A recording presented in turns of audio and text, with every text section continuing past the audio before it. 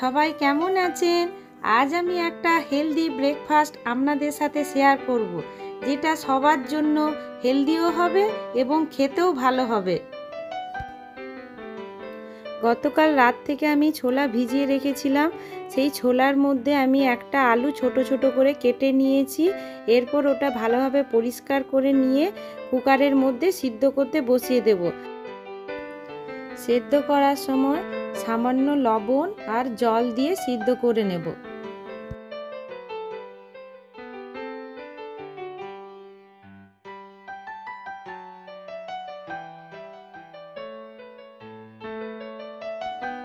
ছোলাটা সিদ্ধ হয়ে গেছে। এরপর আমি এটা একটা পাত্রের মধ্যে ঢেলে নিচ্ছি।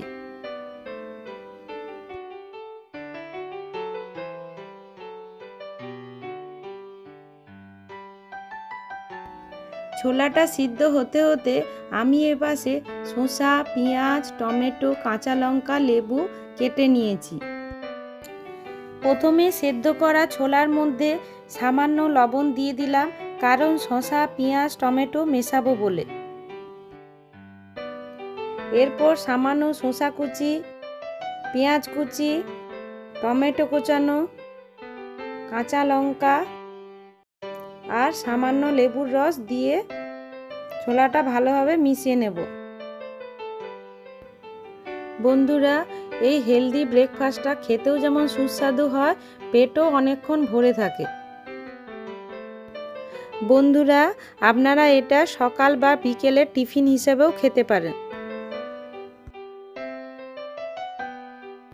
বন্ধুরা, আমার এই হেলদি ব্রেকফাস্টের রেসিপিটি যদি আপনাদের ভালো লেগে থাকে তাহলে প্লিজ লাইক, শেয়ার এবং কমেন্ট করবেন।